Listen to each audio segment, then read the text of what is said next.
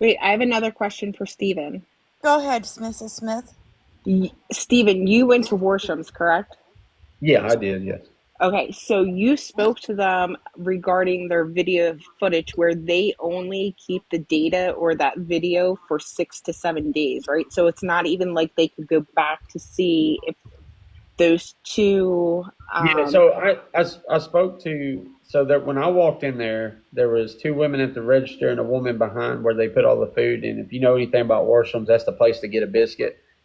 Since I was in high school, and so that woman that was in there, she super freaking sweet woman, man. I went in there it wasn't to ask about, the witnesses. It wasn't to ask about anything. It was simply just, hey, can I ask y'all something? Did did y'all give your footage over to the cops? And she said, honey, the owner's here. I'm going to get him real quick. So she went and got him and we were talking. And that's when, they explained 2 weeks after he had came up missing, two detectives came in there, and that is when they told them, hey, we don't, our footage literally rewrites every so many days, and so there was no way to pull it. But then, from what I understood from that detective, and this is kind of where I got shit jumbled up, was simply so how it all got jumbled up was we were talking. The funny thing is, you go back to my video where I walked out of that damn sheriff's department that day. I never mentioned anything about the footage. Never. I wouldn't even. It wasn't even a plan until something happened and it put into play what happened.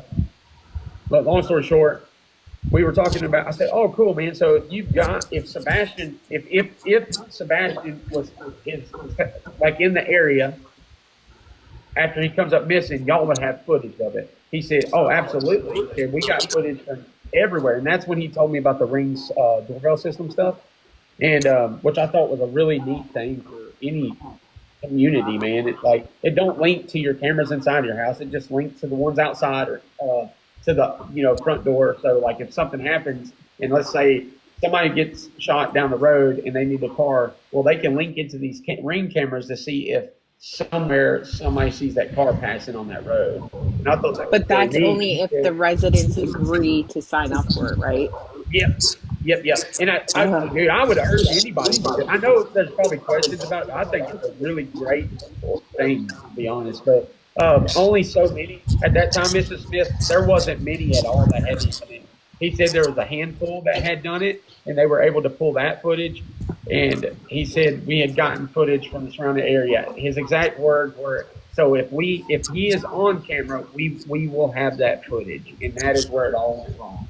And then so the end of the day, I was on a phone call. The phone call went, so it's safe to assume that they have footage of Sebastian. I'm like, oh, I don't know about all that. I mean, if he's seen after the day he went missing, then yes, they have that footage. That's the way I took it. They have him on footage the day after he went missing if they got it, and that is where it all just spiraled. And then next thing you know, it's already out there. I come on the live. Hey, the cat's out of the fucking bag. I'm like, if you look at my reaction in that live, you see my face kind of turn sideways and like, what the fuck are you talking about? And then it was, oh, well, you told on yourself there. You posted a video, but I never posted that video. I never mentioned the fucking footage. I never was going to.